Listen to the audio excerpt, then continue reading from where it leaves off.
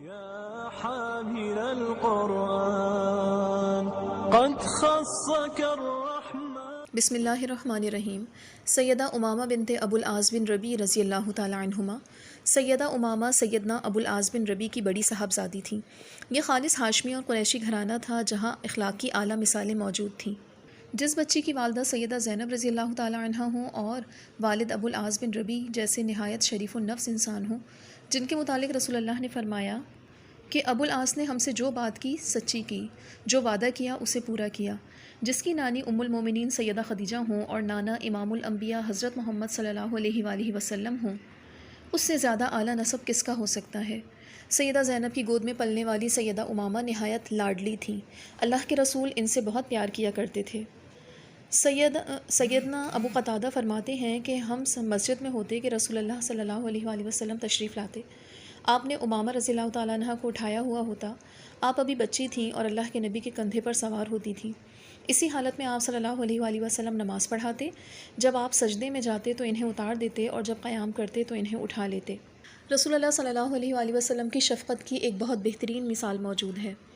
آپ بلند اخلاق کے مالک تھے اور آپ بچوں سے بہت زیادہ پیار کیا کرتے تھے. جو خواتین مائیں ہیں یا جن گھروں میں بچے ہیں ان کے لیے اللہ کے نبی کی یہ اعلیٰ مثال موجود ہے. ایک مرتبہ نبی صلی اللہ علیہ وآلہ وسلم کے پاس عقیق کا ایک قیمتی ہار تحفے میں آیا.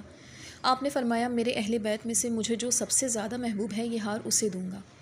عورتوں نے کہہ دیا یہ ہار بھی ابو قحافہ کی بیٹی یعنی سیدہ عائشہ لے جائیں گی. لیکن اللہ کے نبی نے امامہ بنت زینب کو بلایا اور وہ ہار ان کے گلے میں ڈال دیا. اسی طرح روایت میں آتا ہے شاہ حبشہ نجاشی نے ایک قیمتی انگوٹھی اللہ کے نبی کی خدمت میں پیش کی جس میں بہت قیمتی نگینہ تھا. رسول اللہ نے سیدہ امامہ کو بلایا اور ان کے ہاتھ میں وہ انگوٹھی پہنا دی. سیدہ امامہ نے اپنے نانا محترم سے بہت محبت اور پیار حاصل کیا.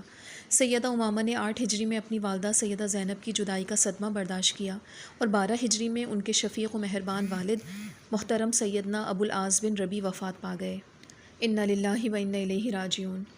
واضح رہے کہ سیدنا ابو العاص نے اپنی وفات سے پہلے سیدنا زبیر بن عوام کو جو ان کے قریبی رشتہ دار تھے سیدہ امامہ کی کفالت کے متعلق وصیت فرمائی تھی. سیدہ امامہ کی شادی. رسول اللہ کی وفات کے چند ماہ بعد سیدہ فاطمہ الزہرا بھی وفات پا گئیں. بعض روایات کے مطابق انہوں نے سیدنا علی رضی اللہ تعالی عنہ کو یہ وصیت کی تھی کہ وہ ان کے بعد امامہ بنت زینب سے شادی کر لیں.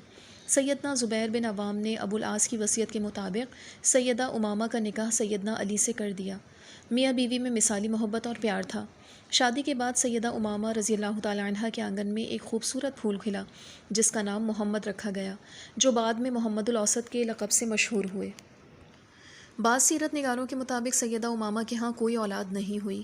امیر المومنین سیدنا علی رضی اللہ تعالیٰ عنہ کی شہادت کے بعد ان کا نکاح مغیرہ بن نوفل رضی اللہ تعالیٰ عنہ سے ہوا اور ان کا ایک بیٹا یحییٰ پیدا ہوا جس کی وجہ سے ان کی کنیت ام یحییٰ مشہور ہوئی. انہی کے عقد نکاح میں آپ کی وفات ہو گئی رضی اللہ عنہ و ارضاہا. نواسۂ رسول سیدنا علی بن ابو العاص بن ربیع رضی اللہ تعالیٰ عنہما. سیدنا علی رضی اللہ تعالیٰ عنہ سیدہ زینب کے بیٹے اور اللہ کے رسول کے نواسے تھے. یہ سیدہ امامہ کے بھائی تھے. رسول اللہ ان سے شدید محبت کیا کرتے تھے. سیدنا علی بن ابی العاص کو دودھ پلانے کے لیے قبیلہ بنو غازرہ کی ایک خاتون کی خدمات حاصل کی گئی تھیں. نبی صلی اللہ علیہ وآلہ وسلم ان کے ہاں تشریف لائے. علی بن ابو العاص کو اٹھایا اور اپنے سینے سے لگایا اور فرمایا میرے اس بیٹے علی سے رشتہ داری میں جو بھی میرے شریک ہیں میں ان سب سے زیادہ اس کا حقدار ہوں. اور فرمایا کسی چیز میں کافر اور مسلمان شریک ہوں تو مسلمان اس چیز کا کافر سے زیادہ حقدار ہوتا ہے. واضح رہے سیدنا ابو العاص نے اس وقت تک اسلام قبول نہیں کیا تھا.